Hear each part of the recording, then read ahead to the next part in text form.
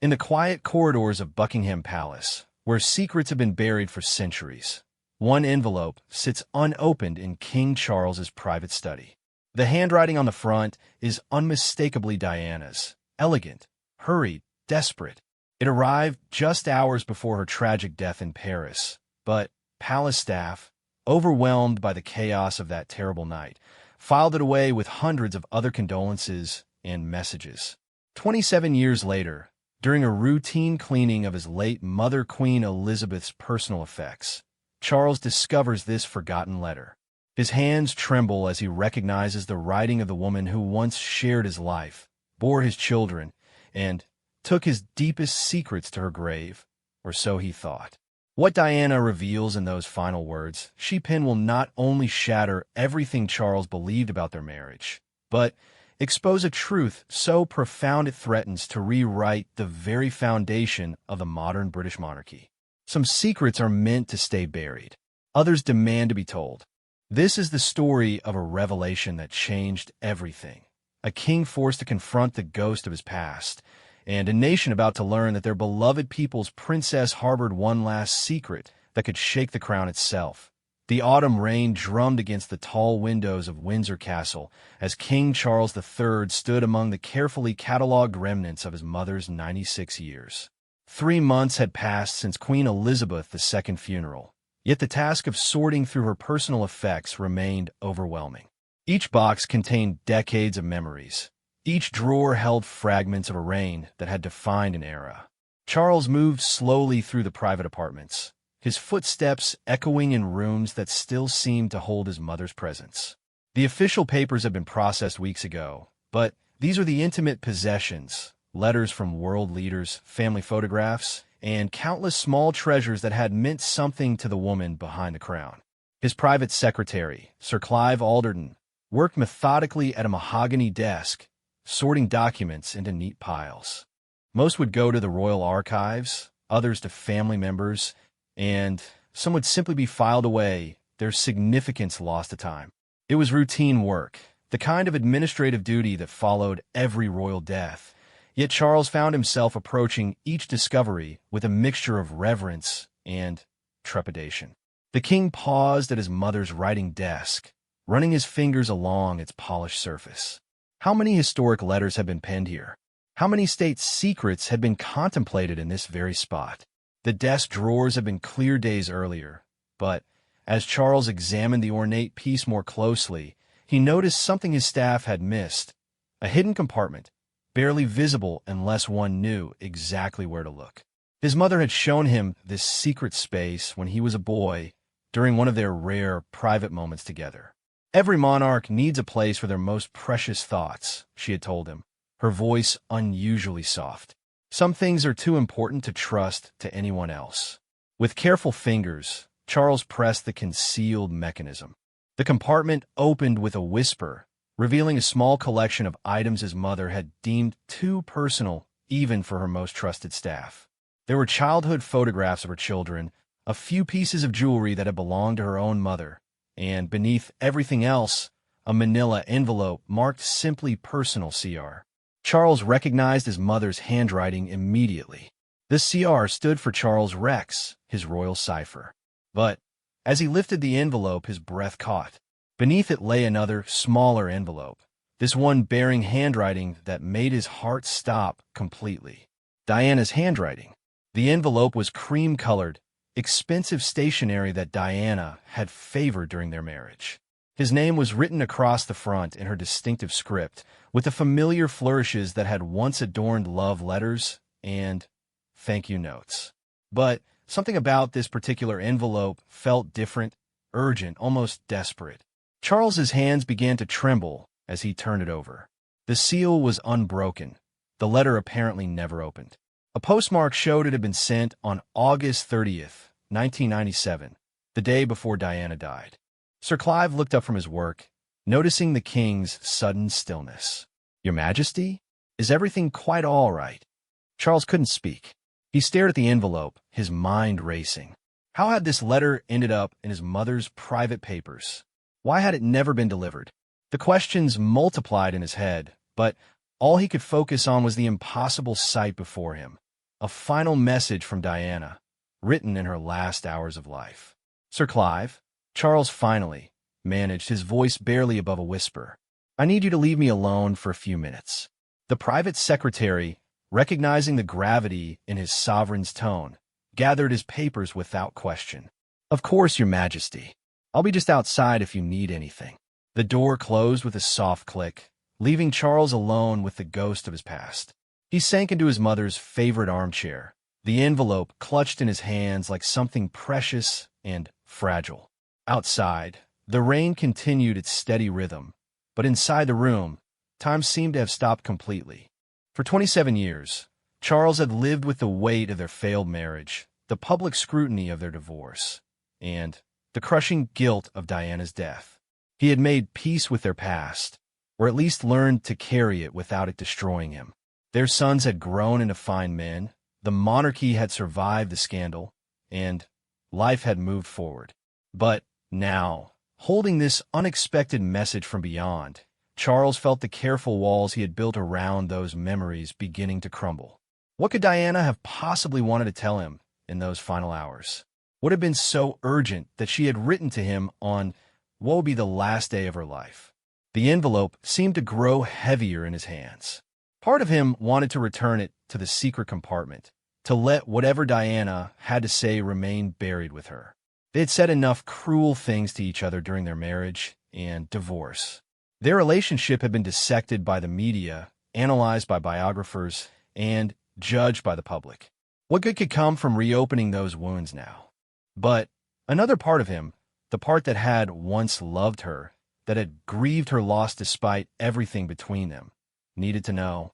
Diana had been many things to him: wife, mother of his children, source of great joy and profound pain. If these were truly her last words to him, didn't he owe it to her memory to read them? Charles thought of his sons, William and Harry, now grown men with families of their own. They had both struggled with their mother's legacy, with the weight of public expectations and private grief. William seemed to have found his balance, channeling his mother's compassion into his royal duties. But Harry had struggled more visibly, carrying anger and pain that sometimes erupted in public ways that concerned the family deeply. Would this letter contain something that could help heal those old wounds? Or would it tear them open wider? The king's mind wandered to those final months before Diana's death. Their relationship had been civil but distant, maintained primarily for the sake of their sons. The bitterness of their divorce had softened into a kind of resigned coexistence. They spoke when necessary, appeared together at school events for the boys, and generally managed to keep their interactions professional and brief. But there had been moments, fleeting, barely acknowledged, when Charles caught glimpses of the woman he had fallen in love with all those years ago. A shared laugh at one of William's rugby matches. A concerned conversation about Harry's adjustment to boarding school. Brief instances when their old connection flickered back to life before being quickly extinguished by the weight of everything that had gone wrong between them. Had Diana felt those moments too? Had she ever wondered, as he sometimes did in his darkest hours, whether things might have been different if they had been braver, more honest, more willing to fight for what they had once had? Charles realized he was delaying the inevitable. The letter sat in his hands, Diana's final words waiting to be discovered. Whatever she had written, whatever revelations or recriminations it contained, he would have to face them. He was a king now, the head of his family and his nation. If his mother had kept this letter safe in her most private space, perhaps she had intended for him to find it eventually. Taking a deep breath, Charles carefully broke the seal.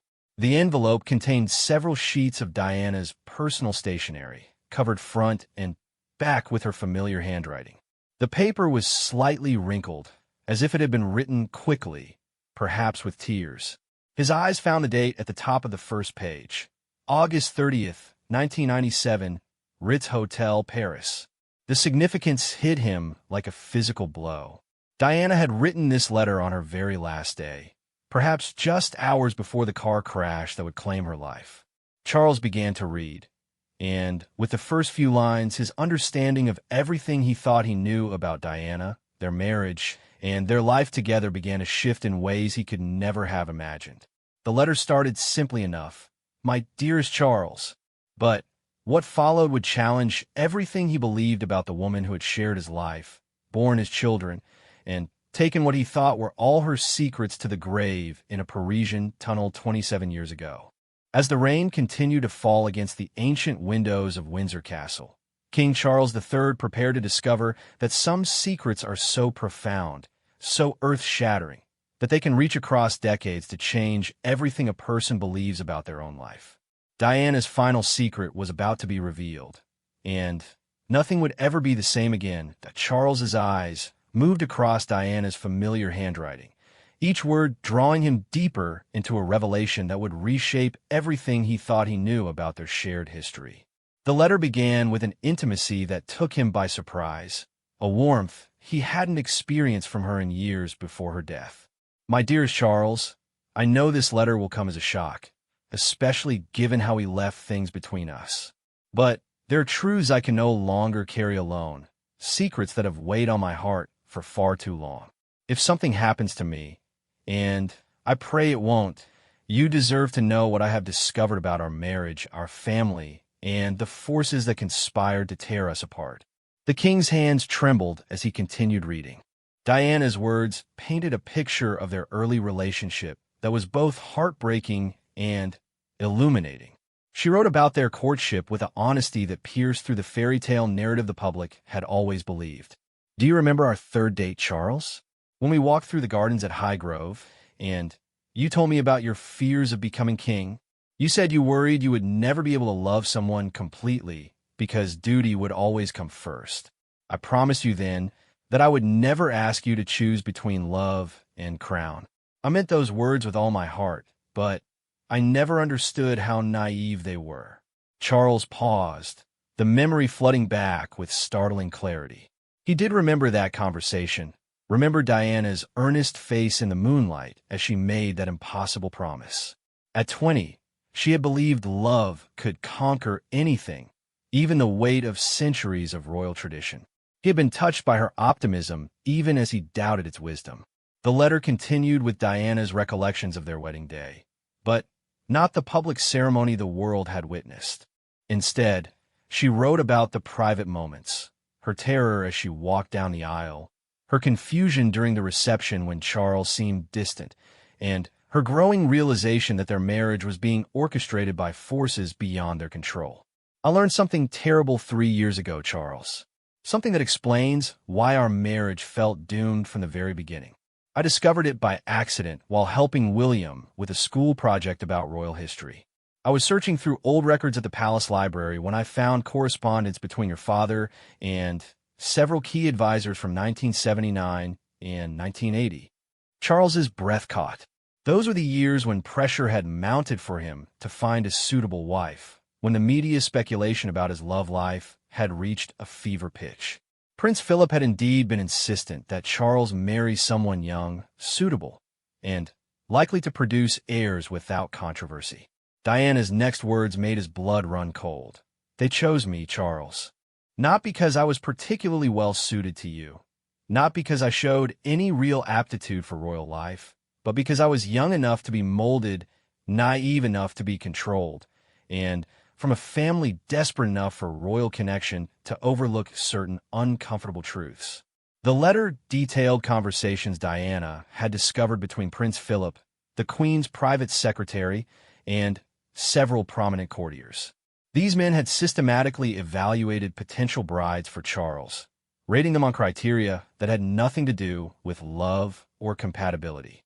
Diana had scored highest not because of her charm or intelligence, but because of her youth, her family's financial difficulties, and what one advisor had cruelly termed her malleability. "They saw me as a broodmare, Charles.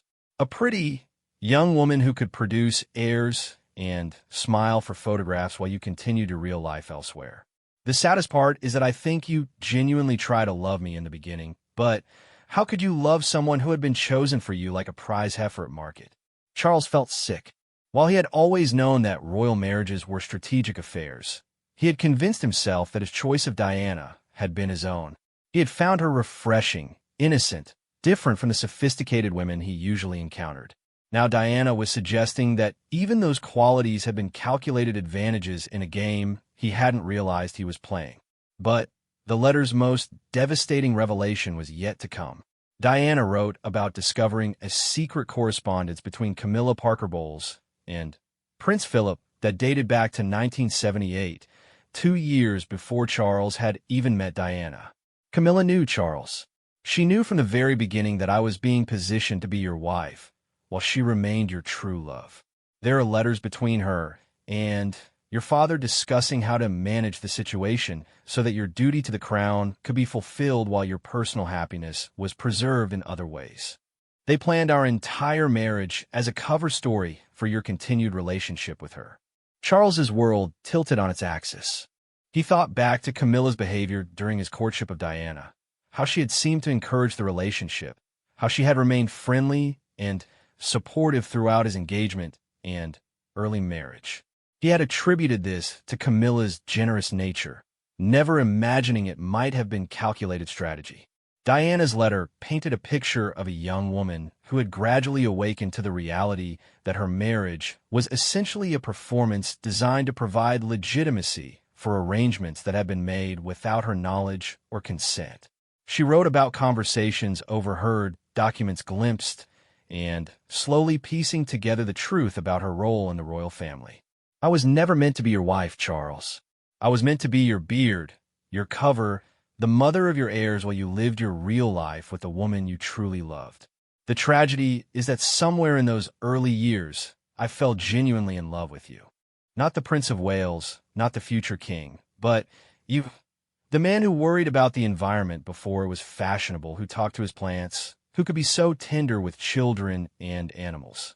The letter's emotional intensity increased as Diana wrote about the moment she realized their marriage was doomed.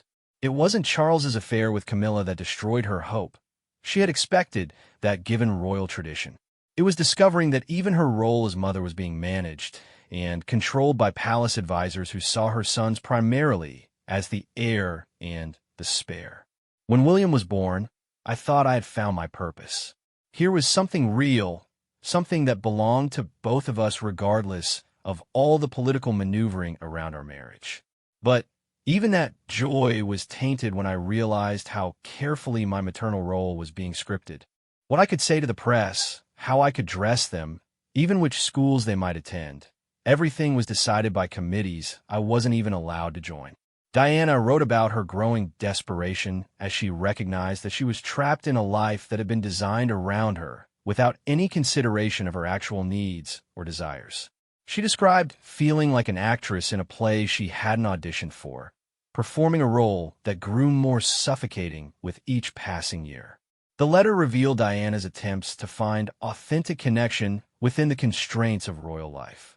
Her charitable work wasn't just about duty or public relations. It was her desperate attempt to find meaning in a life that often felt completely artificial. When she hugged AIDS patients or comforted landmine victims, she was reaching for human truth in a world constructed from protocol and pretense. You probably wondered why I was so drawn to people society had rejected or ignored. It wasn't just compassion, Charles, though that was certainly part of it. It was recognition. I saw myself in their faces, someone deemed expendable by the systems that claimed to care for them. The difference was that my cage was gilded, my rejection cushioned by privilege. Charles realized tears were streaming down his face as he read Diana's words. She was describing a loneliness and betrayal that went far deeper than anything he had understood during their marriage. While he had been struggling with his own conflicts between duty and desire, Diana had been discovering that her entire existence was a carefully constructed lie. The letter's most painful section dealt with Diana's relationship with her sons.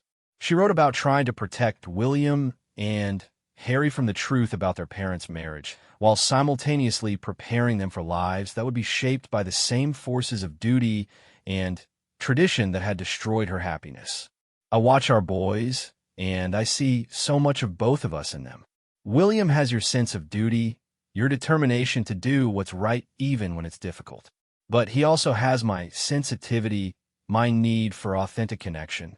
Harry has my rebellious spirit, my impatience with protocol, but he also has your deep kindness, your genuine care for people. I pray they will be able to find a balance between their royal responsibilities and their human hearts that we never managed. Diana expressed her fears about how their divorce would affect the children, but also her hope that seeing their parents choose honesty over pretense might teach them valuable lessons about the importance of authentic relationships. She worried that the boys would blame themselves for the family's breakdown, not understanding the complex web of institutional pressures and historical precedents that had made their parents' happiness secondary to their duty.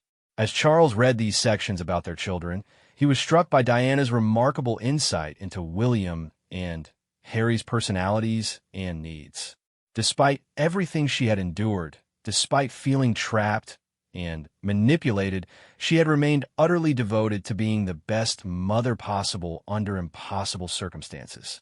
The letter revealed Diana's plans for her post-divorce life, her hopes for finding genuine love and purpose outside the royal family. She wrote about wanting to use her platform to highlight causes that mattered to her, while gradually stepping back from the public to create a more private, authentic existence. I know the press will always follow me, and I've made peace with that. But I'm determined to show William and Harry that it's possible to live with integrity even under scrutiny, to choose substance over spectacle even when the world is watching. Maybe someday they'll understand that leaving the royal family isn't necessarily abandonment. Sometimes it's the most loving thing you can do. Charles's heart broke as he realized Diana had been planning a future that would never come to pass, making decisions about a life that would end just hours after she wrote these words. Her hopes and dreams, so carefully articulated in this final letter, would remain forever unfulfilled. But it was the letter's final section that would change everything Charles thought he knew about the night Diana died, and the circumstances surrounding her last months of life. Diana's final revelation was so shocking, so potentially explosive, that Charles understood immediately why his mother had kept this letter hidden away in her most private space. Charles's hand shook as he reached the final pages of Diana's letter. Her handwriting became more urgent here, the careful script giving way to hurried scrawls, as if she knew time was running short. What she revealed in these last paragraphs would not only rewrite the history of their marriage, but cast a shadow of doubt over everything the public believed about her death. Charles, I must tell you about the months leading up to this letter. Since our divorce was finalized, I have been followed constantly, not just by photographers, which I expected, but by others, men in dark cars who appear wherever I go, phone calls that disconnect when I answer, people asking questions about my movements, my friendships, my plans. At first, I thought it was just increased media attention, but it's become something more sinister. Diana wrote about discovering listening devices in her Kensington Palace apartment during a routine security check. When she reported this to Palace security, she was told they were standard monitoring equipment for her protection. But Diana had grown suspicious of the palace's definition of protection after years of feeling controlled rather than safeguarded. I hired my own security expert, someone completely independent of the royal protection system. What he found terrified me. My phones were being monitored, my mail was being screened, and there were surveillance devices in my car that had nothing to do with my official protection detail. Someone was watching my every move, and it wasn't just the press. The letter detailed Diana's growing paranoia in her final months, but as Charles read her account, he realized it might not have been paranoia at all. Diana described specific incidents that painted a picture of systematic surveillance. Mysterious technical problems with her car that required it to be taken to certain garages, dinner invitations to restaurants that were suddenly closed for private events when she arrived, friends who began acting strangely distant after visits from unnamed officials. I started keeping detailed records of these incidents. Names, dates, locations, witnesses. I documented everything because I sensed something terrible was building around me. The surveillance wasn't random. It was coordinated, professional, and it was escalating. Diana's letter revealed that she had been working secretly with investigative journalists to expose what she believed was an organized campaign to silence her. She had gathered evidence of phone tapping, mail interception, and financial monitoring that went far beyond anything that could be justified by legitimate security concerns. There are forces within the establishment, Charles, that see me as a threat to the monarchy's future. Not because of anything I've done, but because of what I represent, the possibility that someone might choose authentic truth over institutional loyalty. My work with landmines, my statements about the arms trade, my friendship with people they consider unsuitable, all of this has marked me as dangerous. The letter took on an almost prophetic quality as Diana described her fears about her own safety. She wrote about feeling trapped between her desire to speak truth and her recognition that doing so might put not only herself, but also their sons at risk.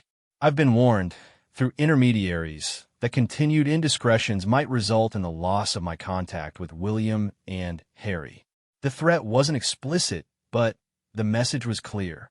There are people who would prefer I disappear entirely rather than continue to be an embarrassment to the crown. What terrifies me is that I'm beginning to think they might actually try to make that happen. Charles felt his blood turn to ice as he read these words. Diana's death in Paris had been officially ruled an accident, the result of a drunk driver and aggressive paparazzi. But her letter suggested she had been anticipating something like this for months. Diana wrote about her relationship with Dodi Al-Fayed in this context, revealing that what the public saw as a summer romance was actually something far more complex. Dodi's father, Mohammed Al-Fayed, had approached Diana with claims that he possessed information about the surveillance operation against her. Mohammed Al-Fayed is not just a businessman, Charles. He has connections throughout intelligence communities across Europe and the Middle East. When he told me that British security services were planning something against me, I initially dismissed it as conspiracy theory.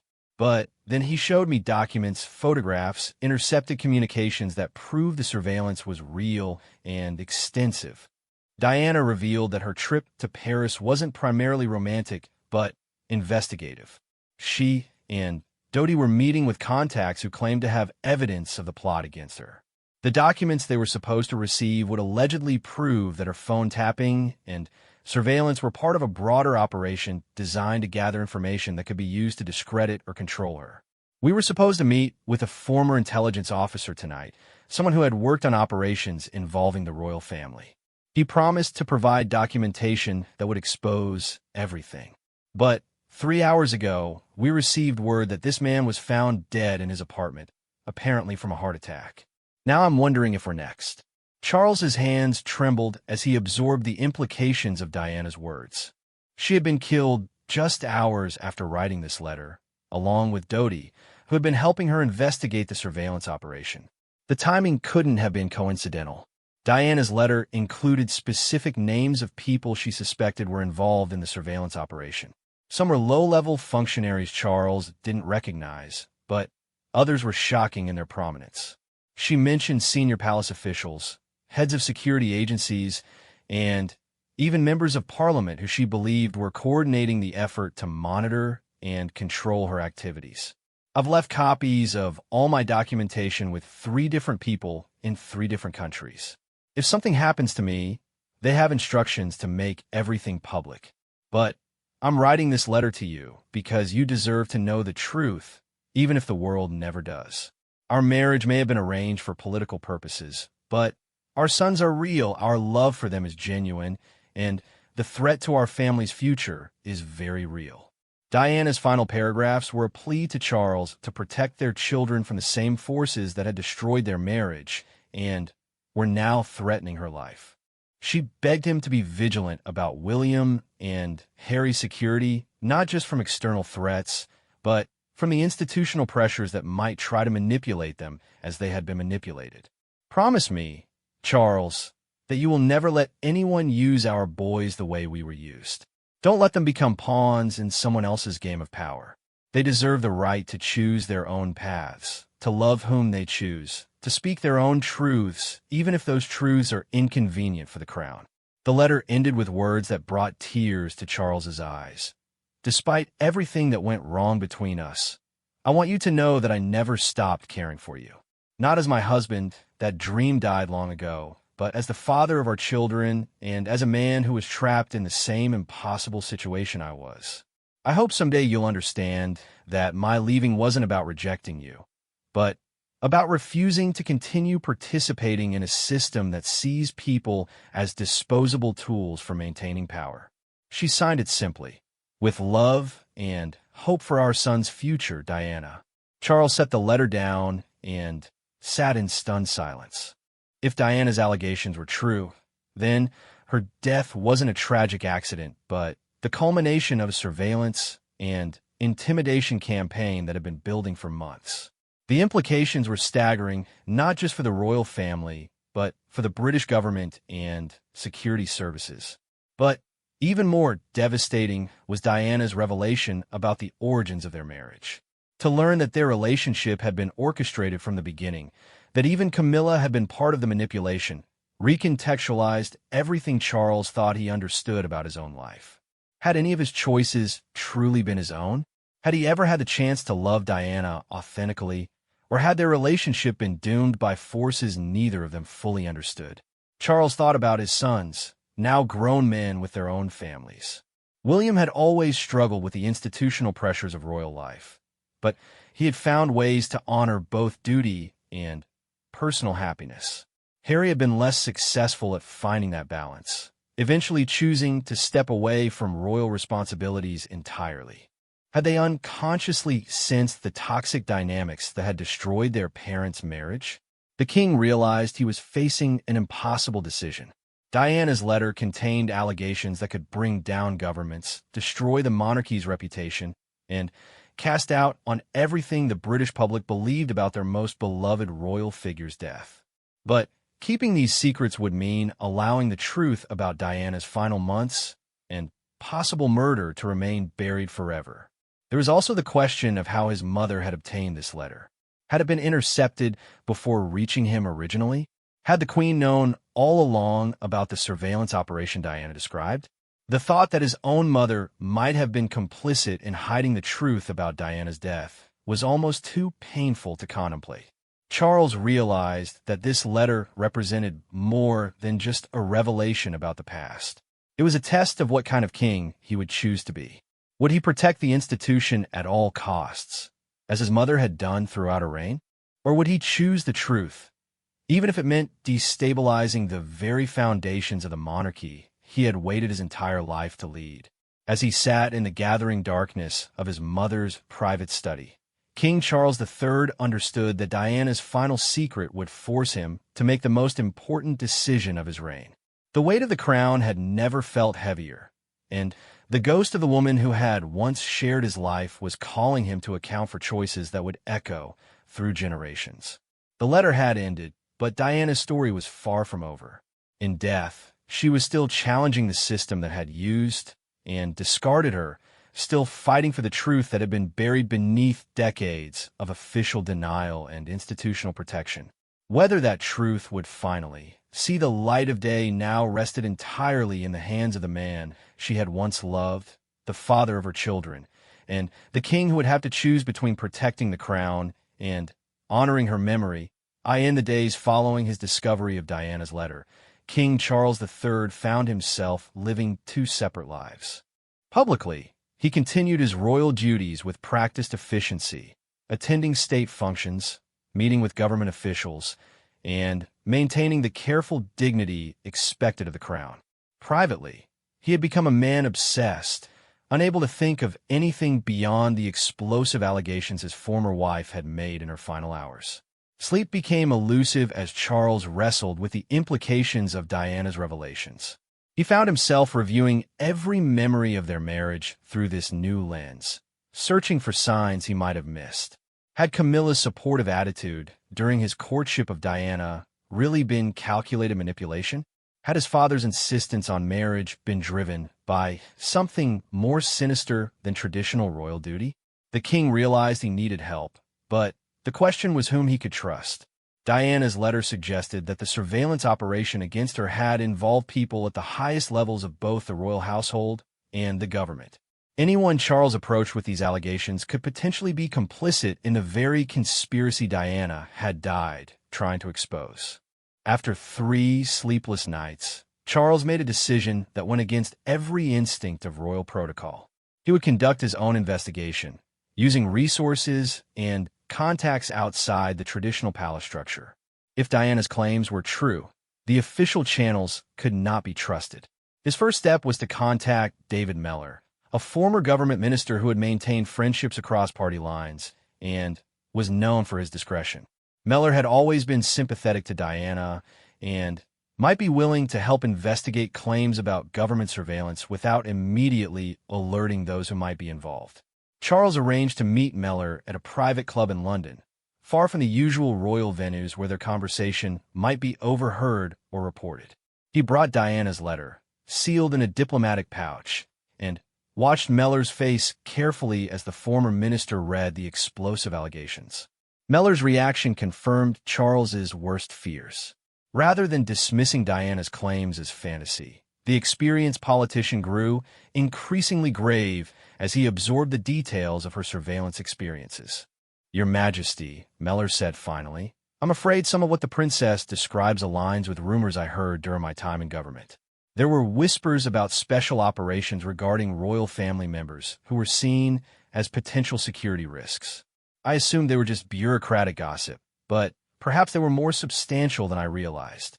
Mellor agreed to use his contacts in the intelligence community to quietly investigate whether Diana's surveillance had been real and officially sanctioned. Within a week, he reported back with disturbing confirmations. There was indeed an operation, Mellor told Charles during another clandestine meeting. Codenamed Palace Guard, it was supposedly designed to protect royal family members from external threats. But, according to my source, it was actually focused on monitoring communications and movements to identify potential reputational risks to the monarchy. The investigation revealed that Diana had been classified as a Category 1 risk, following her famous Panorama interview in 1995, where she had discussed her marriage difficulties and questioned whether Charles was suitable to be king. From that point forward, her every movement, conversation, and relationship had been monitored by a joint operation involving MI5, Special Branch, and Palace Security. Charles felt sick as the scope of the surveillance became clear. Diana hadn't been paranoid. She had been the target of one of the most comprehensive monitoring operations ever conducted against a British citizen. Every phone call, every letter, every private conversation had been recorded and analyzed by people who saw her not as the mother of future kings, but as a threat to be managed. The evidence also supported Diana's claims about the escalation of harassment in her final months. Intelligence reports showed increased concern about her relationship with Dodi al-Fayed, particularly his father's connections to international intelligence networks. There were documented fears that Diana might gain access to information that could embarrass the British government or royal family. But it was Mellor's final piece of intelligence that truly shattered Charles's world. The operation against Diana had not been conducted without royal family knowledge. According to classified documents Mellor's source had accessed, both Prince Philip and the Queen's private secretary had been regularly briefed on Diana's activities and had approved escalated surveillance measures. "Your mother may not have known the specific details," Mellor explained carefully, "but she was certainly aware that Diana was being monitored for security purposes. The briefings suggested this was presented to her as protection for the monarchy rather than persecution of Diana personally." Charles felt betrayed on levels he couldn't fully process. His wife had been systematically stalked and harassed with his family's knowledge and consent. While he had been trying to rebuild his relationship with Diana for their son's sake, his own relatives had been treating her as an enemy to be defeated. The investigation took on new urgency when Mellor's contacts revealed that many of the key documents related to Operation Palace Guard had been classified under a 100-year secrecy order just days after Diana's death. Someone had moved very quickly to ensure that the truth about her surveillance would remain buried long after everyone involved was dead. Charles realized he needed to approach this investigation more systematically. Working through Mellor, He assembled a small team of trusted individuals who could help piece together the full scope of what had been done to Diana. This included a former Scotland Yard detective who specialized in surveillance operations, an investigative journalist with expertise in government secrecy, and a lawyer who understood national security law. The team worked in complete secrecy, meeting in private homes and using encrypted communications to share their findings.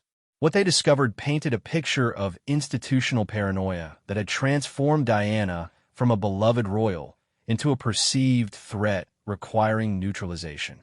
The surveillance operation had documented Diana's growing independence and her willingness to speak publicly about issues that embarrassed the establishment. Her campaign against landmines was seen as particularly dangerous because it put her at odds with British arms manufacturers and defense policy. Her friendships with foreign leaders and activists were viewed as potential security risks that needed constant monitoring. Most disturbing were the psychological profiles that had been compiled about Diana. Government psychiatrists, working from surveillance data, had developed detailed assessments of her mental state, her vulnerabilities, and her likely responses to various forms of pressure. These profiles read like battle plans for psychological warfare against a woman who had never committed any crime beyond refusing to remain silent about her treatment. Charles's investigation team also uncovered evidence supporting Diana's claims about the mysterious death of the intelligence officer she had been scheduled to meet in Paris. The man, a former MI6 operative named James Crawford, had indeed died of an apparent heart attack just hours before Diana's death. But medical records suggested he had been in perfect health, and toxicology tests that might have revealed poisoning had been mysteriously lost by the Paris coroner's office.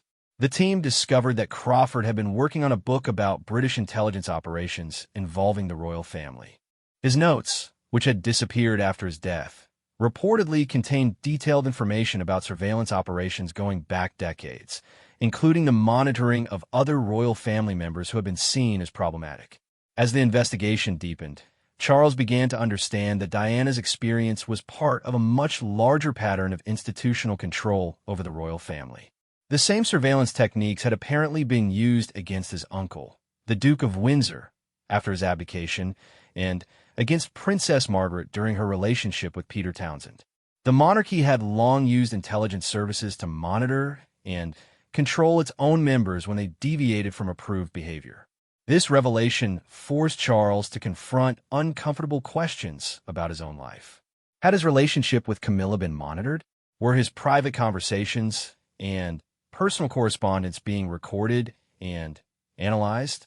The investigation suggested that surveillance of royal family members was routine, conducted under the guise of security, but actually serving to maintain institutional control. The king found himself questioning every aspect of his existence within the royal system.